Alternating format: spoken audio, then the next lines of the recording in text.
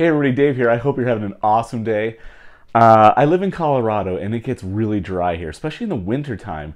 And it gets so dry that I think sometimes my lips are actually just going to fall off. A lot of times I think I'm half lizard because I'm just like, ugh, it's horrible. So every time I go to the dentist, they give me a little chapstick. And it's like a little sample size chapstick. It is adorable. And this one's just about done. I have like a good collection of these chapsticks, and this one's about done. And I was looking at the packaging, and I thought, no, that's too easy. You guys see it? It's almost like a little R2-D2. So, come on, let's build one.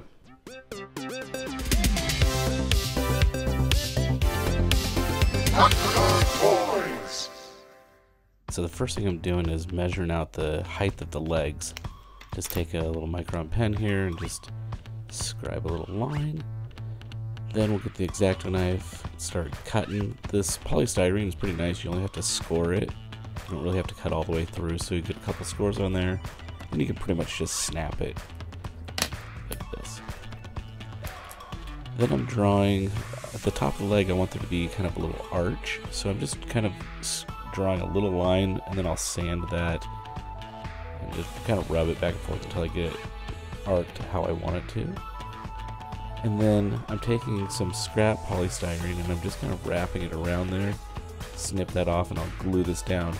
Now originally I was going to hang it over the edge because I thought it'd be kind of cool. It didn't turn out that great, so I'll sand that off in a minute. And it was a little uneven, so all I did was I just sliced through it carefully and then was able to even that out. Here I am sanding that down like I mentioned, getting it nice and flush. And then I found these feet in my Gundam pack, so I just snip off these little nubs, and I think this is going to work out pretty nice as a little foot. You see I did cut or sand my leg at a little bit of an angle, and then I need something to hold the leg, so I just took a sprue from that Gundam model and kind of measuring up. I don't know why I have a pencil that says queen. Maybe I'm a queen. But so I'm kind of drilling some holes. I got the one hole through, and then I'm using my calipers to just measure so I can get the same height so my legs aren't cockeyed. Got that second hole drilled, and then slide that peg through, and I should be able to put these legs right onto that peg. So I'm kind of drilling another little hole. I realize all this drilling I need some little hand drills, but I don't have any, so just use these blades. I'm using actually a blade that has a broken tip so I can get the opening a little bit wider. That's looking pretty good. Now I'm using some sanding paper on the body there to kind of form the shape of this. You can see how the arch on the plastic as I just sand it up and down. It takes a little while, but worked out pretty good. I've done this on a couple projects. Now I'm just getting this eyeball lined up, and I'll get this glued on here. It's looking pretty good. Just a little Gundam part that I found, and here's another little Gundam part, and you can see there's that arch curve on there. I did the same thing with the sanding. Super glued this guy on. Little pack, I'm going to run some wires out of the back. Now I'm taking some polystyrene here, just make it like a little panel. I love cutting the little corners off. Super glue, and I didn't sand the body down, so it stuck to my thumb, but it did not stick to the body. So let's get some sandpaper and sand this down. And while I'm sanding, I'm looking at the backpack on the back there, and I'm thinking, oh boy, I probably should have sanded that as well. I'm using a chopstick there to kind of curve that so I can actually form it so it fits the body a little bit nicer. I got some little tiny pieces of polystyrene, just kind of adding some little details here and there. And yep, the backpack fell off, so sand it down, and we'll glue this guy up again. I kind of rush and I forget to sand everything down, so be sure to sand it, and it gives a nice little tooth. Again, just adding some additional panels. And I had this from my tank model, some really little tiny, I don't even know what they are. I think they're like ladder rungs or something, but I thought these would look pretty cool. just as an additional little accent, because I kind of had this blank spot on the robot on the front here, so I think this will work pretty well. So we'll just put a little glob of super glue on, and I was trying to use these tweezers. They're kind of not the greatest tweezers in the world, so the next time I just was like, just use the tip of the super glue. Drop that on there. And that's a cool little accent, I like it. Now, I'm going to add some additional accents on the legs with this polystyrene. These rods, you can get them at your local craft store. They're great because you can actually bend them, form them. You can do that with wire as well, but sometimes the wire is a lot looser. So just to add a little accent on the side of the leg, drilled a hole, kind of bent it.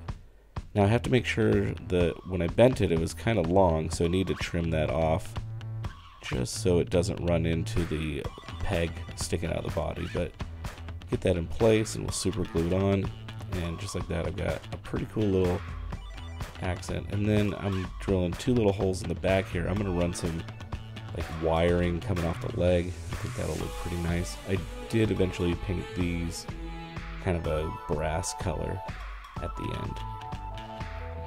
So yeah, those fit in pretty nice. I made them a little long so they have some curve to them. And then the backpack, I wanted to do the same thing, just add a little bit of wire, so I drilled some holes. I ended up doing 2 wires back here, so that also turned out pretty cool. And doing a couple little accents on the front of the leg. It just looked a little bare to me, so got those glued on, just little scraps of polystyrene. And then I love little antennas on my droid, so took that polystyrene rod, drilled a hole, and snipped that off, and ta-da, got myself a little antenna. Glue that in there. And the head seemed a little bare, so I'm going to do one more polystyrene, almost like a wire that's connected to the side of that camera optical eye. And here he is. He's looking pretty cool. I am ready to get this guy primed up and painted. I think I'm gonna go with the orange paint scheme, orange and teal, so let's do it.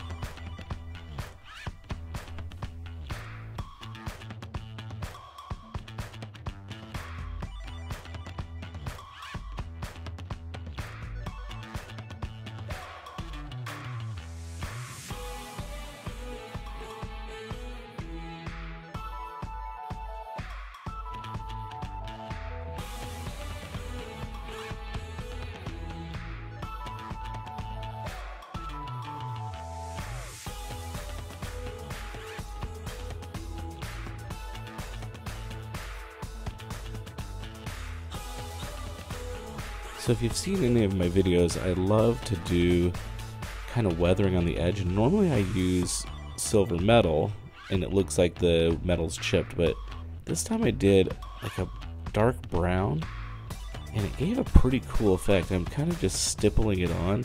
Normally I dry brushes, but I have a pretty good chunk of paint on the brush, but I'm just being really careful and more or less stippling it or kind of dabbing at it. And it's getting a really cool little effect, so I'm kind of liking this. Do the same thing on the legs.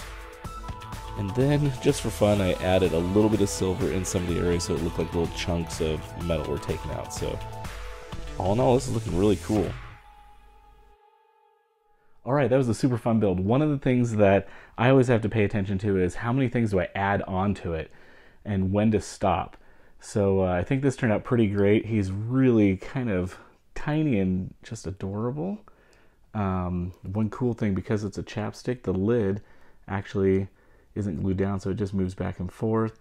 The legs are just a friction fit, so they actually move back and forth as well. So yeah, let's do some close-up shots of this. And as always, it's a great day to be a toy nerd. Have a good one.